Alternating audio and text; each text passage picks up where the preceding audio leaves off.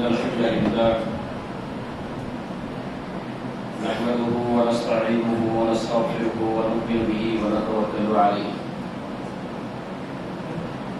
ونعوذ بالله من شرور أنفسنا ومن سيئات أعمالنا من يهده الله فلا مضل له ومن يضلل فلا هادي له أشهد أن لا إله إلا الله وحده لا شريك له وأشهد أن محمدا عبده ورسوله أما بعد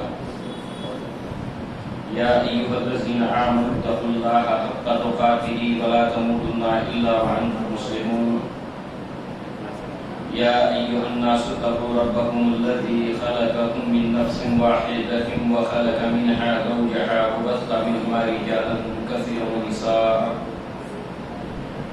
واتقوا الله الذي تساءلون به والأرحام إن الله كان عليكم رقيبا يا أيها الذين آمنوا اتقوا الله وقولوا قولا سديدا يصلح لكم أعمالكم ويغفر لكم ذنوبكم ومن يطع الله ورسوله فقد فاز فوزا عظيما إن خير الحديث كتاب الله وخير الهدي هدي محمد صلى الله عليه وسلم وشر الأمور محدثاتها وكل محدثة بدعة وكل بدعة ضلالة وكل ضلالة في النار وقال الله تبارك وتعالى يا بني إنها إن تكن مثقال حبة من خردل فتكن في صخرة أو في السماوات أو في الأرض يأتي بها الله إن الله لطيف خبير رب اشرح لي صدري ويسر لي أمري واحلل عقدة من لساني يفقهوا قولي اللهم أرنا الحق حقا وارزقنا اتباعه وأرنا الباطل باطلا وارزقنا اجتنابه آمین یا رب العالمین۔ لقمان کی نصیحتیں اپنے بیٹے کے لیے اس عنوان کے تحت ہم نے جو آیت سنی وہ لقمان کی نصیحت نمبر 2 ہے۔ پہلی نصیحت تو لقمان نے یہ کی کہ اے میرے بچے اللہ تعالیٰ کے ساتھ شرک مت کرنا، شرک عظیم ظلم ہے۔ اس کے بعد اللہ تعالیٰ نے والدین سے متعلق انسانوں کو وصیت کی، وَوَصَّيْنَا الْإِنسَانَ بِوَالِدَيْهِ۔ اس کے تحت ہم نے اللہ تعالیٰ کی وصیت کو سنا، اور لقمان کی دوسری نصیحت ہے اپنے بیٹے کے لیے کہ اے میرے بیٹے، اے میرے بچے، بے شک تیرا کوئی عمل وہ چاہے رائی کے دانے کے برابر ہی کیوں نہ ہو، اللہ تعالیٰ اس کو لے آئے گا کہ اللہ تعالیٰ لطیف ہے، اللہ تعالیٰ خبیر ہے۔ یعنی اس آیت کے اندر اللہ تعالیٰ کی 2 اسماء کا ذکر کیا لقمان نے۔ ایک تو اللہ اللطیف ہے، بہت باریک بین ہے اور ہر چیز کی خبر رکھنے والا ہے، اس سے کوئی بھی چیز چھپی بھی نہیں، پوشیدہ نہیں ہے۔ یہاں پر اگر ہم دیکھیں تو لقمان چونکہ ایک حکیم انسان تھے، ایک عقل مند انسان تھے، اور عقل مند انسان کی پہچان یہ بھی ہوتی ہے کہ اس کی باتوں کے اندر ترتیب ہوتی ہے، سیکوینس ہوتا ہے۔ یعنی جب جو بات ترتیب میں کہنی ہے اسی ترتیب میں وہ بات رکھتا ہے، یہ حکمت کی پہچان بھی ہے۔ اس لیے اللہ تعالیٰ کی توحید کے بیان کے بعد، توحید کی نصیحت کے بعد، شرک سے بچنے کی نصیحت کے بعد کہ اس کا تعلق توحید کا ایمان سے ہے، فوری طور پر دوسرے نمبر پر جو نصیحت آئی وہ آخرت سے متعلق ہے، ایمان بالآخرت۔ ایمان بالآخرت کے اندر بھی انسان کے جو اعمال ہیں اس کے لیے اللہ تعالیٰ نے ایک دن مقرر کیا ہے جس دن کا وہ اکیلا یکتا مالک ہے، مالک یوم الدین، جہاں پر وہ انسانوں کے اچھے اور برے اعمال کا حساب کرے گا اور اس کے مطابق انسان کو جزا ملے گی، اس کے مطابق انسان کو سزا ملے گی۔ تو دنیا کے اندر یہ چونکہ دارالامتحان ہے، یہاں پر انسانوں کے اعمال کی نہ جزا ملتی ہے نہ سزا ملتی ہے، یہاں پر انسان کو ایک مقررہ وقت ملا ہے کہ وہ عمل کرے، حساب آخرت میں ہوگا۔ اور اس نسبت سے یہاں پر آپ دیکھیں کہ آخرت کی فکر کرنا اور اس کو لے کر دنیا کے اندر اچھے اعمال کرنا، اس کے تعلق سے اللہ کے نبی صلی اللہ علیہ وسلم سے سوال پوچھا گیا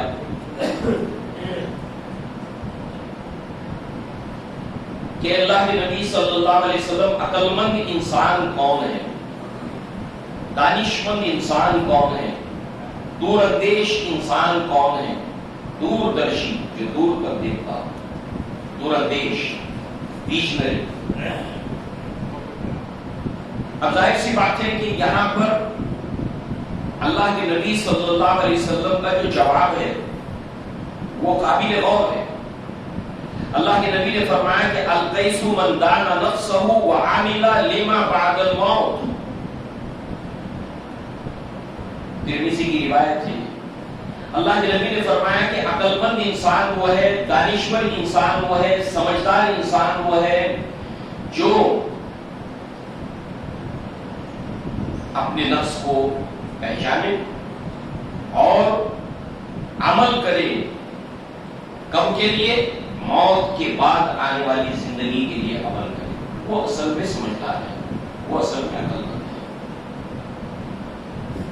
اب یہاں پر دیکھیں کہ دنیا کا کوئی بھی دانشور، جس کو لوگ دانشور کہتے ہیں، دور اندیش کہتے ہیں، اس کی ساری فکر کا اگر ہم اینالائز کریں، تجزیہ کریں، اس کی ساری فکر جا کر جو ہے وہ دنیا پہ ہی ختم ہو جاتی ہے، اس کے آگے نہیں جاتی۔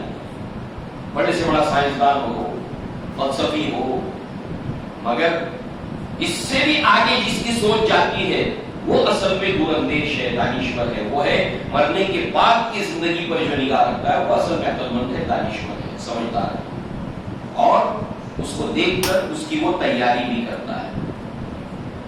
اب آپ دیکھیں یہ نصیحت کس کی ہے آخرت کو لے کر؟ ایک عقل مند انسان کی، ایک دانشور انسان کی، ایک عقل مند اور دانشور انسان کی یہ نصیحت ہے۔ اور اللہ کے نبی نے فرمایا کہ عقل مند انسان موت کے بعد کی زندگی، آخرت کی زندگی کے تعلق سے فکر کرتا ہے، اس کے لیے عمل کرتا ہے۔ اسی طرح قرآن مجید میں اللہ تعالیٰ نے اولو الالباب کا ذکر کیا۔ اولو الالباب عقل مند لوگ، سمجھدار لوگ، ہر جگہ عقل مندی کی بات آ رہی ہے، حدیث میں، لقمان کی نصیحت میں، اور یہ آیت سورہ آل عمران کی۔ عقل مند انسان، دانشور انسان، سورہ آل عمران میں اللہ فرمایا ان کو اولو الالباب، وہ کہتے ہیں ربنا ما خلقت ھذا باطلا سبحانک فقنا عذاب النار، ربنا انک من تدخل النار فقد اخزیت وما للظالمین من انصار۔ اے ہمارے رب، کہ بے شک تو نے کسی بھی چیز کو بیکار اور عبث نہیں پیدا کیا۔ یہ عقل مند لوگ اس نتیجے پہ پہنچتے ہیں، تو نے کسی چیز کو بیکار اور عبث نہیں پیدا کیا۔ اور اللہ نے فرمایا افحسبتم انما خلقناکم عبثا وانکم الینا لا ترجعون، تم نے کیا سوچا، تم نے کیا خیال کیا، تم نے کیا نتیجہ نکالا؟ ہم نے تم کو بیکار اور عبث پیدا کیا ہے، ایسے ہی پیدا کیا، اور تم یہ ہے کہ ہمارے پاس لوٹائے نہیں جاؤ گے۔ تو عقل مند لوگ کیا کہتے ہیں کہ تم نے کسی چیز کو بیکار نہیں پیدا کیا۔ جب کسی چیز کو اللہ تعالیٰ نے بیکار نہیں پیدا کیا، مچھر کو بھی عبث اور بیکار نہیں پیدا کیا، تو انسان اپنے آپ کو تمام مخلوقات میں بہتر دیکھتا ہے، تو کیا اس کو عبث اور بیکار پیدا کیا؟ نہیں، ایک مقصد کے ساتھ اس کو پیدا کیا، اور وہ مقصد ہم جانتے ہیں، وہ عبادت ہے، جس کے لیے ہمیں اس دنیا میں لایا گیا، اس مقصد کے لیے، اور ہم نے اس مقصد کے مطابق زندگی گزاری یا نہیں گزاری، اس کا فیصلہ یہاں نہیں، مرنے کے بعد ہوگا۔ تو لقمان نے اپنے بیٹے کو یہی نصیحت کی کہ میرے بچے، میرا کوئی بھی عمل جو ہے وہ چاہے کتنا ہی باریک ہو رائی کے دانے کے برابر، اللہ تعالیٰ اس کو لے آئے گا۔ اللہ تعالیٰ بہت باریک دین ہے۔ اسی طرح آپ دیکھیں جیسے عقل مندوں کا یہاں ذکر ہوا، ایسے ہی اللہ تبارک و تعالیٰ نے قرآن میں جگہ جگہ پر جنتی بندوں کا ذکر کیا کہ جو جنت کے وارث بنائے جائیں گے۔ ان کی صفات کا جب اللہ تعالیٰ نے ذکر کیا تو آخرت کا ذکر اس کے اندر ضرور آتا ہے۔ جیسے اللہ تعالیٰ نے فرمایا کہ الذین یریثون الفردوس هم فیہا خالدون، کہ یہ وہ لوگ ہیں جو جنت الفردوس کے وارث بنائے جائیں گے، اس میں وہ ہمیشہ رہیں گے۔ یہ کہنے سے پہلے اللہ تعالیٰ نے ان کی جو صفات کا ذکر کیا، اللہ تعالیٰ نے فرمایا والذین هم عن اللغو معرضون، کہ وہ لوگ لغو چیزوں سے بچتے ہیں، اعراض کرتے ہیں۔ لغو کہتے ہیں اس چیز کو جس کا نہ دنیا میں کوئی فائدہ ہو نہ مرنے کے بعد کوئی فائدہ ہو۔ تو جنتی لوگ ہمیشہ وقت کے قدردان ہوتے ہیں، وہ سمجھتے ہیں کہ یہ دنیا میں ہمیں جو موقع اور مہلت ملی ہے یہ عمل کے لیے ملی ہے، لہذا بیکار اور ٹائم پاس کے کاموں میں وقت کو برباد ہرگز نہیں کرتے، اس کو مقصد کے ساتھ گزارتے ہیں اور اس طرح سے اپنے وقت کو گزارتے ہیں کہ وہ آخرت کے لیے انہیں سود مند ثابت ہو جائے، فائدہ مند ثابت ہو جائے۔ اسی طرح سے سورہ فرقان میں بھی اللہ تعالیٰ نے جنتی بندوں کا ذکر کیا اور اپنے محبوب بندوں کا ذکر کیا، وہ عباد الرحمان کہہ کے مخاطب کیا کہ رحمان کے بندے تو بس یہ ہیں، اور ان کی صفت کیا ہے؟ والذین یقولون ربنا اصرف عنا عذاب جہنم ان عذابها کان غراما انہا ساعت مستقرا و مقاما۔ کہ ہمارے لوگ اس جہنم کے عذاب کو ہم سے دور کر دے، بے شک تیرا عذاب چمٹ جانے والی شے ہے، تھوڑی دیر کے لیے بھی بری جگہ ہے، ہمیشہ کے لیے تو ہے ہی بری جگہ، بس ہمیں اس سے بچا لے۔ دیکھیے آپ قرآن میں جگہ جگہ جنتی بندے ہوں، عقل مند بندے ہوں، حدیث میں ہو، لقمان جیسا حکیم انسان ہو، آخرت کے اوپر کتنا زور دیتا ہے۔ یہی مومن کی زندگی ہے، اور وہ اس کے معاملے میں سنجیدگی کے ساتھ جو ہے وہ زندگی گزارے۔ شاہ ولی اللہ دہلوی رحمہ اللہ نے قرآن مجید کی جو آیات ہیں 6000 کے زائد، بتایا کہ اس کے اندر مضمون کے اعتبار سے 3 طرح سے تقسیم ہوتی ہیں۔ اللہ نے اپنے بندوں کو 3 طرح سے نصیحت کی ہے۔ تذکیر بایام اللہ، ماضی کی قوموں کا ذکر کر کے اللہ تعالیٰ نے انسانوں کو نصیحت دی کہ تم سے پہلے یہ قومیں گزری ہیں، یہ آدمی یہ انسان گزرا ہے، فرعون کی صورت میں، نمرود کی صورت میں، اور قوموں کی صورت میں قوم عاد، قوم سمود، یہ ہیں وہ قومیں جو تم سے پہلے تھی، ان کا انجام دنیا میں دیکھو، آخرت میں ان کا انجام ناکامی سے دوچار ہوگا۔ تذکیر بالمعاد، تذکیر بایام اللہ، تلک الایام نداولها بین الناس، ایام اللہ، ماضی کے واقعات۔ نمبر 2 تذکیر بآلاء اللہ، وہ آیات کہ جن کا ٹاپک، جن کا عنوان جو ہے وہ اللہ تعالیٰ کی نعمتیں ہیں، جس کی بہت بڑی مثال سورہ رحمان، جس میں اللہ تعالیٰ نے کتنی اپنی نعمتوں کا ذکر کرنے کے بعد 31 مرتبہ فرمایا فَبِأَيِّ آلَاءِ رَبِّكُمَا تُكَذِّبَانِ، کہ تم اپنے رب کی کون کون سی نعمتوں کا انکار کرو گے، تکذیب کرو گے۔ تذکیر بآلاء اللہ، اللہ تعالیٰ کی نعمتوں کے ذریعے سے اللہ نے نصیحت کی۔ اور تیسری قسم کی آیات تذکیر بالمعاد، یعنی آخرت کی زندگی، مرنے کے بعد کی زندگی کے واقعات، موت سے لے کر برزخی زندگی سے لے کر تمام تفصیلات جو ہے وہ آخرت میں، جو جنت میں جانے تک اور جہنم میں پہنچنے تک کے تمام حالات کو اللہ نے تفصیل سے بیان کیا۔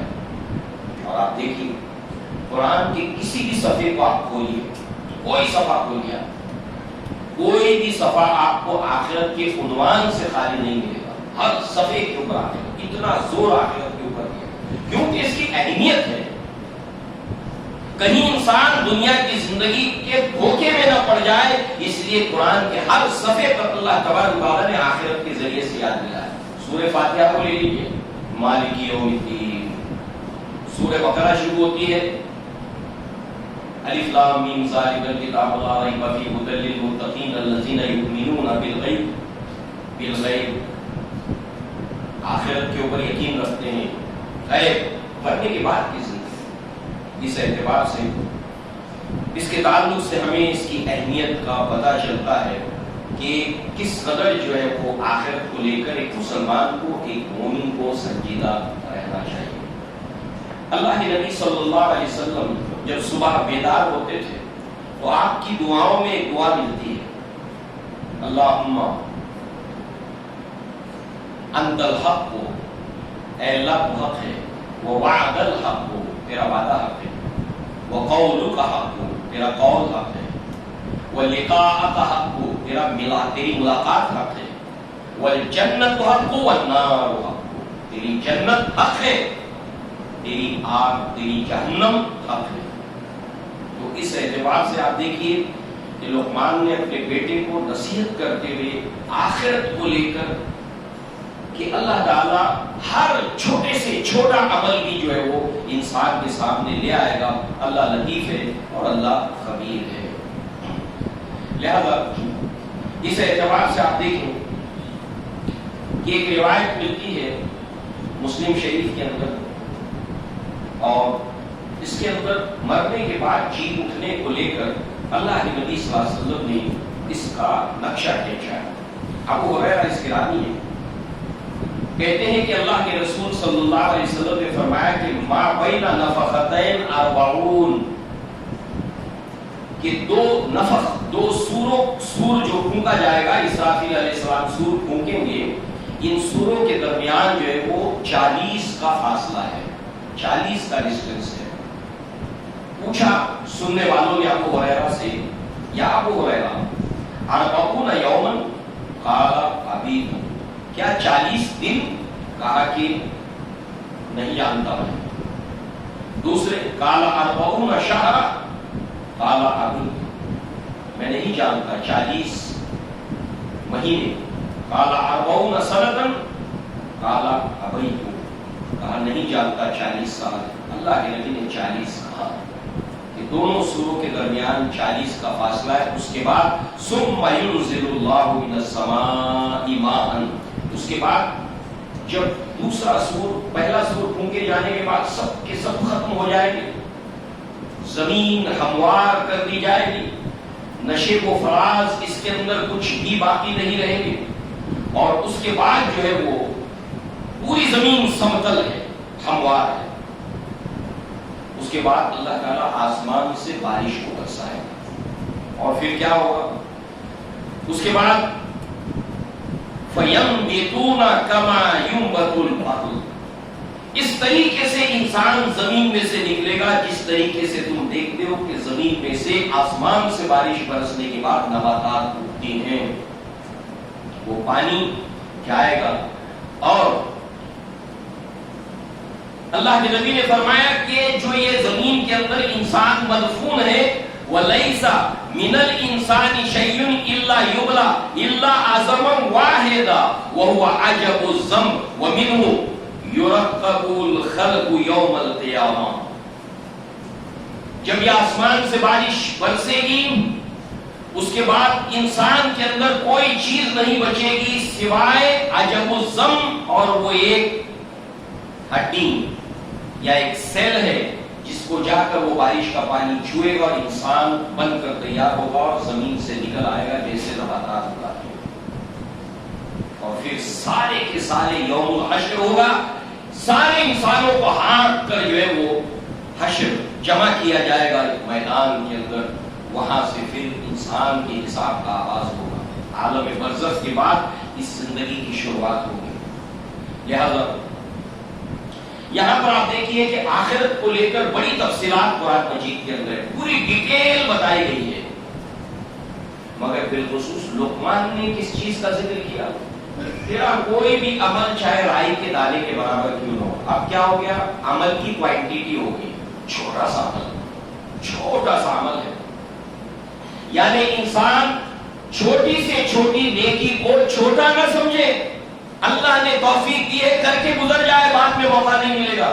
اس لیے کہ قیامت کے دن جس کو یوم الحسرت بھی کہا جاتا ہے, حسرت کا دن, اس کے اندر جہنمی تو پچھتائیں گے ہی, حسرت کریں گے ہی, مگر ایسا نہیں ہے کہ صرف جہنمی ہی حسرت کریں گے, کفے افسوس بولیں گے اے کاش, بلکہ جنتی بھی افسوس کریں گے. جنتی کس بات کا افسوس کریں گے؟ اس بات کا افسوس کریں گے کہ کیوں نہیں میں نے یہ عمل کر لیا, کیوں میں نے یہ موقع اپنے ہاتھ سے گنوایا. لہذا کسی بھی اچھے سے اچھے خیر کے عمل کو, نیک عمل کو چھوٹا نہ سمجھے, اس کو کر گزرے. آپ دیکھیے نا,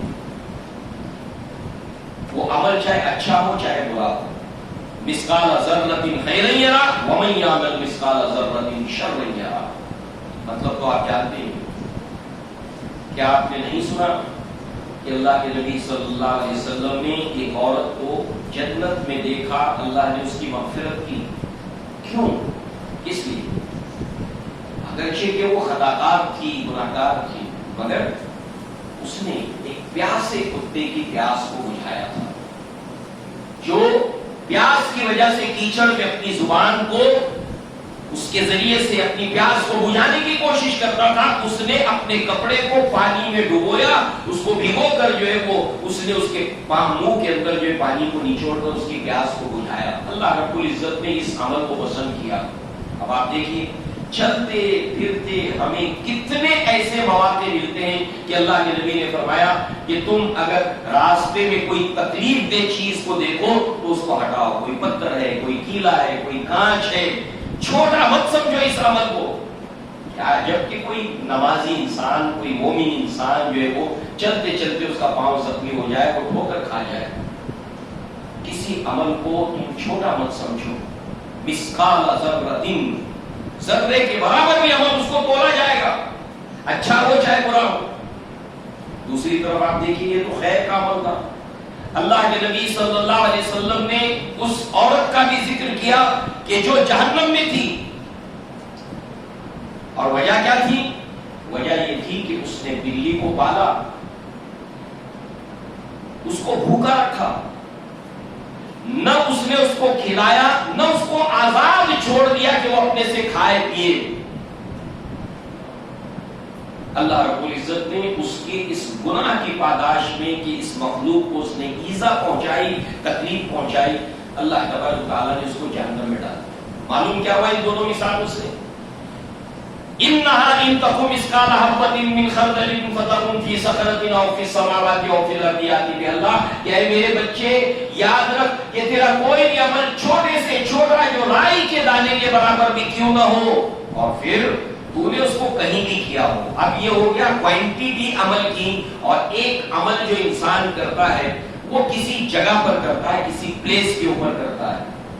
اب وہ عمل تو نے زمین آسمان کی پہنائیوں میں کہیں بھی کیا ہو. اب یہاں پر آسمان کا لفظ آیا ہے تو ظاہر سی بات ہے کہ اس دور کے اندر تو ہوائی جہاز تھے نہیں, راکٹس تھے نہیں, خلا میں انسان جاتا تھا نہیں, اور آگے بھی انسان کہاں تک جائے گا اللہ تعالیٰ نے اس کے لیے مقدر کیا ہے, اللہ بہتر جانتا ہے. لہٰذا آپ دیکھیے ایروپلین کے اندر بھی عمل ہوتا ہے, راکٹس کے اندر عمل ہوتا ہے, خلا میں عمل ہوتا ہے. کوئی عمل تو نے کہیں بھی کیا ہو, اللہ تبارک تعالیٰ اس کو تیرے سامنے لائے گا. اللہ لطیف ہے اور اللہ تعالیٰ خبیر ہے. اور اس نسبت سے انسان جو ہے وہ کسی بھی عمل کو جو ہے وہ چھوٹا نہ گردانے, اور جہاں اللہ تبارک و تعالیٰ اس کو موقع دے اس کو عمل اعمال پہ کرنا چاہیے. دوسری طرف آپ دیکھیے کہ لقمان کی نصیحتوں کے اندر توحید کا ذکر آیا, شرک سے اجتناب کا ذکر آیا. تو آخرت کو لے کر خاص طور سے جو نصیحت لقمان نے کی, اس کے اندر باریک سے باریک عمل چاہے کہیں بھی کیا ہو انسان, وہ اللہ سے چھپنے والا نہیں ہے, ہر حال کے اندر وہ ظاہر ہوگا. اب اس نسبت سے جو ہے وہ اللہ تبارک و تعالیٰ علیم بذات الصدور ہے. جو کچھ انسانوں کے دل کے اندر ہے, سینوں میں, اللہ تعالیٰ اس کو جانتا ہے, کھٹک کو جانتا جانتا ہے جو انسان کے دل کے اوپر گزرتی ہے. اور اسی نسبت سے اس روایت کو ہم سنتے ہیں کہ جب انسان عمل کرے کوئی نیکی کا بھی اس وقت اللہ سے ڈرے. کیوں؟ نیک عمل کرتے ہوئے بھی اللہ تعالیٰ سے ڈرے. اس لیے کہ قیامت کے دن سب سے پہلے 3 لوگوں کو لایا جائے گا اور ان کا حساب ہوگا. ان کے اوپر اللہ تعالیٰ اپنے انعامات کو گنائے گا. وہ اپنے اوپر اللہ کے انعامات کا اقرار کریں گے.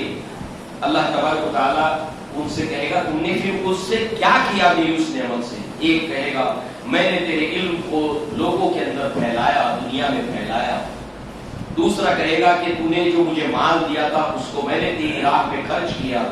تیسرا کہے گا تو نے مجھے تندرستی, توانائی اور طاقت دی تھی, چستی پھرتی دی تھی, میں نے اس کے ذریعے سے تیری راہ میں جنگ کی حتیٰ کہ اپنی جان دے دی. یہ تینوں چیزیں کتنی قیمتی آپ دیکھیے. انسان کبھی جان پر بل آئے تو مال دے دیتا ہے. کسی نے گن پٹی پہ بندوق رکھ دیا کہ لاؤ نکالو مال, تو کہتا ہے سر سلامت تو پگڑی 1000, جان بچا لو. مگر اس انسان نے اپنی جان تک دے دی اللہ کی راہ میں. مال جمع مال وعددا, مال کو لے کر انسان کا معاملہ یہ کہ جمع کرتا ہے, گنتا ہے, جمع کرتا ہے, گنتا ہے. جلدی ہاتھ سے جانے نہیں دیتا ہے, سنبھال کر رکھتا ہے, سید کر رکھتا ہے. اس شخص نے اللہ کی راہ میں مال خرچ کیا اور ایک شخص نے اللہ نے جو علم دیا تھا اس کو پھیلایا. مگر اللہ نے کیا فرمایا تینوں سے؟ کالا کذب تھا, تو جھوٹا ہے, تو جھوٹا ہے, تو جھوٹا ہے. تو نے یہ سب اس لیے کیا ہے. قال عالم او قاری, لوگ تجھے عالم کہیں, لوگ تجھے قاری کہیں. فقط گیلا قال اجود, لوگ تجھے سخی کہیں, دیاوان کہیں. فقط گیلا قال جریم, لوگ تجھے بہادر کہیں, لوگ بہادر تجھے کہہ چکے, یہاں پر تیرا کوئی حصہ نہیں. اور اس کو لے جا کر اوندے منہ لے جا کر جہنم میں ڈال دیا جائے گا. القی فی النار ان اللہ لطیف خبیر. دل کے اندر جو باریک سے باریک خیالات اٹھتے ہیں اس کو بھی اللہ تبارک و تعالیٰ ظاہر کرنے پر قدرت رکھتا ہے. اس لیے نیک عمل کرے انسان خالص اللہ تعالیٰ کے لیے. اس طرح اس نصیحت کا تعلق شرک کے ساتھ میں جڑ جاتا ہے. یا بنی لا تشرک باللہ, میرے بچے اللہ کے ساتھ شرک مت کرنا. اللہ کے نبی صلی اللہ علیہ وسلم نے فرمایا من صلی یرائی فقد اشرک, من صام یرائی فقد اشرک, ومن تصدق یرائی فقد اشرک. جس نے دکھانے کے لیے نماز پڑھی اس نے شرک کیا, جس نے دکھانے کے لیے صدقہ کیا اس نے شرک کیا, جس نے دکھانے کے لیے روزہ رکھا اس نے شرک کیا. اب دیکھیے دوسری طرف آپ اللہ کے نیک بندوں کی پوری زندگی اسلام کا ایک ورثہ, ایک خزانہ محفوظ صورت میں ہمارے پاس ہے کہ وہ عقل مند لوگ, وہ سمجھدار لوگ, وہ دور اندیش لوگ آخرت کو سامنے رکھ کر کس قدر جو ہے وہ لرزاں اور ترساں اور خوف زدہ رہا کرتے تھے. اس کی چند مثالیں آپ دیکھیے. ان میں سے ایک مثال ہے معاذ بن جبل کی رضی اللہ عنہ. آپ سب جانتے ہیں کتنے جلیل القدر صحابی ہیں, کتنا بڑا ان کا مرتبہ ہے. اللہ کے نبی نے ان سے کہا کہ اے معاذ مجھے تم سے محبت ہے. یہ صحابی رسول ایک مرتبہ زار و قطار ہوتے ہیں, زار و قطار ہو رہے ہیں. وہ صحابہ جن کے بارے میں اللہ کے نبی صلی اللہ علیہ وسلم کی زبان مبارک نے انہیں بشارت دی ہے, ان کے بارے میں ان کی فضیلت, ان کے مناقب بیان کیے ہیں. مگر ان صحابہ کا حال کیا ہے؟ مسلسل زار و قطار ہوتے ہیں. لوگ پوچھتے ہیں کہ فقیلا لہو ما یرقیک یا معاذ, اے معاذ آپ کیوں روتے ہیں؟ فقالا لأن اللہ عز وجل قبض قبضتین فجعل واحدة في الجنة والأخرى في النار فأنا لا أدري من أي الفريقين أكون. قیامت کے دن اللہ تبارک و تعالیٰ کے ایک ہاتھ میں تمام انسان ہوں گے, دوسری مٹھی میں تمام انسان اور جنات ہوں گے. ایک کو اللہ تعالیٰ جنت میں داخل کرے گا, دوسری مٹھی کے لوگوں کو اللہ جہنم میں ڈالے گا, اور میں یہ نہیں جانتا کہ ان میں سے میں کون سے مٹھی میں رہوں گا. یہ مقام ہے اور یہ آخرت کو لے کر اللہ کا خوف آخرت کا ڈر، ایمان بالآخرت. یہ نہیں ہے کہ آخرت کو مان لیا اور جیسے چاہے زندگی گزاری، نہیں. آخرت پر ایمان کا نتیجہ یہ ہے کہ انسان دنیا کے اندر اس کی سوچ، اس کی فکر، اس کا طرز عمل سب کچھ ٹھیک ہو جاتا ہے، بالکل تیر کے پھل کی طرح سے. آخرت کو مانتے ہیں، باریک سے باریک عمل کا اللہ حساب لے گا، لا کر رکھے گا سامنے، یاتی بھی حملہ. تو پھر انسان کا عمل کیسے درست نہیں ہوگا؟ تنہائی میں بھی وہ اللہ سے ڈرے گا، خوف زدہ رہے گا، چاہے اس کو دیکھنے والا کوئی نہ ہو، وہاں پر بھی وہ ڈرے گا اللہ تعالیٰ سے. لہذا اس کے ساتھ ساتھ اللہ تعالیٰ نے فرمایا وَمَنْ أَرَادَ الْآخِرَةَ وَسَعَى لَهَا سَعْيَهُ وَهُوَ مُؤْمِنٌ فَأُولَٰئِكَ كَانَ سَعْيُهُمْ مَشْكُورًا. کہ جو آخرت کے اوپر ایمان رکھتا ہے اور اس کے لیے محنت کرتا ہے، ایفرٹس لگاتا ہے، ہم اس کی محنت کو رائگاں نہیں کریں گے اور وہ مومن بھی ہو. اللہ تبارک و تعالیٰ قدردان ہے جو ایمان والا آخرت کے لیے محنت کرتا ہے اور کوشش کرتا ہے، اللہ اس کی محنت کو بیکار نہیں جانے دے گا. اب آپ سوچیے ابو بکر کا کیا مقام ہے رضی اللہ عنہ، کتنا بڑا مقام ہے. انبیاء کے بعد آپ سے بڑھ کر کوئی شخصیت دنیا میں آئی نہیں، مگر حال یہ ہے کہ اپنے آخری وقت میں بڑے کیف سے کہا کرتے تھے کیف حالی یا الہی لیس لی خیر العملی سوء اعمالی کثیر زاد طاعتی قلیل. اے اللہ آخرت میں میرا کیا حال ہوگا، آنے والی زندگی بہت طویل ہے، آنے والی زندگی کا سفر، اور میرے پاس اس سفر کا سامان بہت کم ہے. ایسے اعمال آپ نے کیے ہیں مگر اس کے باوجود حال ہے کہ میرے پاس اعمال نہیں ہے. اتنے بہترین اعمال کرنے کے بعد کہ اللہ کے نبی نے فرمایا کہ جس نے مجھ پر کوئی احسان کیا میں نے اس کے احسان کو اتار دیا سوائے ابو بکر کے رضی اللہ عنہ. ایسا کسی کے بارے میں کہا نبی نے، مگر حال یہ کہہ رہے ہیں کہ میرے پاس کچھ نہیں ہے آخرت کے لیے، ہاتھ میرے خالی ہیں. اعمال سے بھرپور ہونے کے باوجود تو ہمیں فکر کرنے کی ضرورت ہے کہ ہمارے اعمال کا ہم جائزہ لیں کہ ہمارے پاس کیا ہے. یہ آخرت کو لے کر فکر مند رہتے تھے اللہ تبارک و تعالیٰ کے یہ نیک بندے. ابراہیم علیہ السلام خلیل اللہ ہیں. جب جہنم دہاڑے گی جس کا نقشہ قرآن میں جگہ جگہ کھینچا گیا ہے، اس کی دہاڑ کے نتیجے میں ابراہیم علیہ السلام گھٹنوں کے بل گریں گے اور کہیں گے لا اسألک اليوم الا نفسی. اے اللہ آج میں تجھ سے کوئی سوال نہیں کرتا سوائے اپنے نفس کے، سوائے اپنی جان کے. پلسرات کے اوپر سے لوگ گزریں گے، اس کے منظر پر اللہ تعالیٰ نے سورہ مریم کے اندر، سورہ حدید کے اندر، سورہ تحریم کے اندر کئی جگہ پر تذکیر بالمعاد کے تحت پلسرات کے نقشے کو کھینچ دیا ہے. جب پلسرات کے اوپر سے لوگ گزریں گے اللہ تبارک و تعالیٰ کے سامنے سجدہ ریز ہونے کے بعد سب کو نور عطا کیا جائے گا. آخرت کے اندر کسی کا نور اتنا ہوگا کہ بس سامنے جگنو کی طرح ٹمٹما رہا ہوگا، اب بجھتا کہ تب بجھتا. اللہ کے نبی نے فرمایا کسی کا نور اتنا ہوگا کہ مدینہ سے لے کر سنار تک اس کی روشنی پڑے گی. اور پلسرات کے اوپر سے گزرتے ہوئے کچھ لوگ تو بجلی کی طرح گزر جائیں گے، کوئی گھوڑ سوار کی طرح گزرے گا، کوئی پیدل دوڑتا ہوا جیسے گزرتا ہے ایسے گزرے گا، کوئی پیدل گزرے گا، اور کچھ لوگ گرتے ہوئے گھٹنوں کے بل کٹتے زخمی ہوتے ہوئے کہ آگ کی لپٹیں جو ہے وہ انہیں زخمی کریں گی، اور اس طریقے سے وہ جو ہے وہ پہنچیں گے، بہرحال کامیاب ہوں گے زخمی حالت میں. کچھ لوگ بغیر زخموں کے. اس کو لے کر کس قدر خوف زدہ رہا کرتے تھے. اور اس وقت اللہ تبارک و تعالیٰ کسی کے لیے زبان غیارہ نہیں ہوگا کہ اس کی زبان پر کوئی کلمہ جاری ہو جائے سوائے اللہ جس کو توفیق دے. اور جو آخرت پر ایمان رکھے گا پلسرات کے اوپر اس امتحان سے ڈرے گا جیسے صحابی رسول غزوہ موتا کے وقت میں عبداللہ ابن رواحہ رضی اللہ عنہ جن کی شہادت کی بشارت اللہ کے نبی نے دی، ایک مرتبہ آتے ہیں اور اپنی بیوی کے پہلو میں سر رکھ کر زار و قطار روتے ہیں. بیوی آپ کو دیکھ کر رونے لگتی ہے.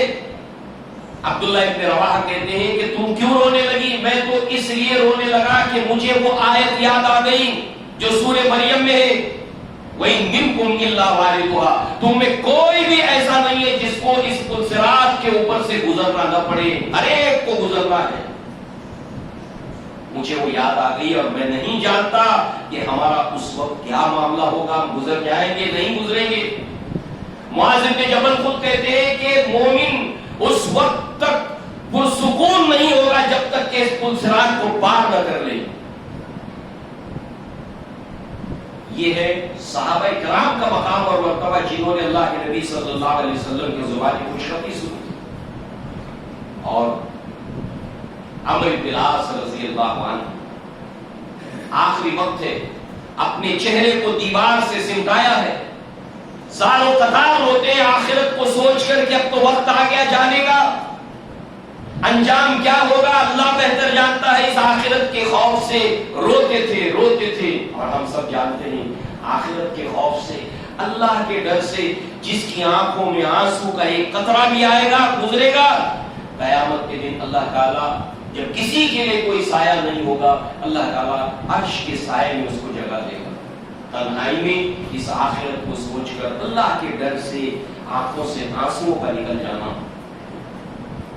زارو قطار ہو گئے عبداللہ عمرو بن العاص رضی اللہ عنہ، لوگ جمع ہوتے ہیں، ملنے کے لیے آتے ہیں، آپ کے بچے کہتے ہیں بشرک رسول اللہ صلی اللہ علیہ وسلم، بشرک رسول اللہ صلی اللہ علیہ وسلم قضا و قضا، ابا جان اللہ کے نبی نے آپ کو یہ بشارت دی ہے، آپ کو یہ خوشخبری دی ہے، پھر آپ کیوں روتے ہیں کہ ہم میں سے کسی کو بشارت ملی ہے؟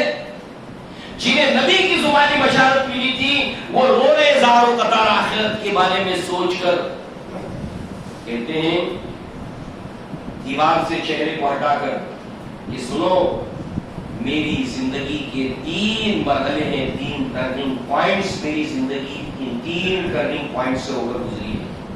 پہلا، جب میں کفر پر تھا اس وقت اسلام سے مجھے شدید دشمنی تھی، سخت دشمنی، اللہ کے رسول سے مجھے سخت عداوت تھی، حتیٰ کہ اگر اس دور میں مجھے موقع ملتا معاذ اللہ تو میں اللہ کے نبی صلی اللہ علیہ وسلم کو قتل کرتا، اور اگر اس وقت میں مر جاتا، مجھے موت آتی تو میں ناکام اور نامراد ہوتا۔ اللہ نے مجھ پر احسان کیا، مجھ پر رحمت کی کہ اللہ نے اسلام کی محبت کو میرے دل میں ڈال دیا، اللہ کے رسول کی محبت کو میرے دل میں ڈال دیا، اور اس وقت سے جب میں ایمان لایا ہوں میں اللہ کے نبی کو ایسا زیادہ گھور کر نہیں دیکھتا، اور آپ کے سامنے اپنی نگاہوں کو ہمیشہ نیچے رکھتا ہوں، فرد ادب کی وجہ سے، آپ کی رسپیکٹ کی وجہ سے۔ اس وقت ہم سب کو سب سے زیادہ عزیز اگر کوئی کلمہ تھا تو وہ لا الہ الا اللہ محمد رسول اللہ، یہ سب سے عزیز کلمہ ہم سب کے لیے تھا۔ اگر میں اس وقت فوت ہو جاتا تو انشاءاللہ کامیاب ہو جاتا، مگر اللہ کے نبی کے بعد کون سا زمانہ گزرا ہے جبکہ نبی نے فرمایا خیر القرون کرنی ثم الذین یلونہم ثم الذین یلونہم، اسلام کا بہترین زمانہ اور بہترین لوگ میرا زمانہ ہے اور جو میرے بعد آئے گا۔ تو نبی کا زمانہ بھی دیکھا، نبی کے بعد کا بہترین زمانے میں زندگی گزار رہے عمرو بن العاص، مگر کہتے کہ اس کے بعد ہم ایک ایسے دور میں داخل ہو گئے نبی کے بعد پھر ہم دنیا کے اس کے اندر مشغول ہو گئے، جبکہ نبی کے بعد عمرو بن العاص کی زندگی دیکھیے کتنا دنیا کے لیے انہوں نے گزارا ہے، نہیں پورا دین کے لیے سٹرگل کرتے ہوئے ان کی زندگی گزری ہے۔ اور اب میں نہیں جانتا کہ میرا معاملہ کیا ہوگا، اس بات کو لے کر میں فکر مند ہوں اور اس بات نے مجھے بلا دیا ہے۔ عائشہ صدیقہ رضی اللہ عنہا اللہ کے نبی صلی اللہ علیہ وسلم کی محبوب زوجہ، معاملہ کیا ہے، جن کی تصویر کو جبریل علیہ السلام ریشم کے کپڑے میں لے کر آئے، جن کے فضائل، جن کے مناقب کے اندر اللہ تبارک و تعالیٰ نے آپ کی برات کے اندر سورہ نور کے اندر آیات نازل کی۔ آپ خود کہتی ہیں کہ میں یہ یقین رکھتی تھی کہ اللہ تعالیٰ میرے تعلق سے برات کو نازل کرے گا، سچائی کو لائے گا سامنے، مگر یہ نہیں جانتی تھی کہ اللہ تعالیٰ اپنی آخری کتاب کے اندر آیات بنا کر اس کو نازل کرے گا کہ جو قیامت تک پڑھی جاتی رہے گی. سورہ نور کے اندر اللہ رب العزت نے آپ کی برات میں آیات نازل کی. ہے ایسا کسی خاتون کا مقام, کسی عورت کا مقام؟ مگر حال یہ ہے کہ آپ کے بھتیجے کہتے ہیں کہ میرا یہ معمول تھا کہ جب بھی میں گھر سے نکلتا صبح اپنی خالہ کو سب سے پہلے سلام کہتا کہ کوئی اگر انہیں ضرورت ہے, کوئی کام ہے تو میں لا کر دے دوں. دیکھیے ام المؤمنین کی خدمت. ہمارے بچے بازار جاتے ہیں, ہم بازار جاتے ہیں, کوئی کام ہو ہمارے پڑوسی کا, ہمارے رشتہ دار کا, اگر آپ کا کوئی کام ہو, میں بمبئی جا رہا ہوں, آپ کہو تو میں کر دوں.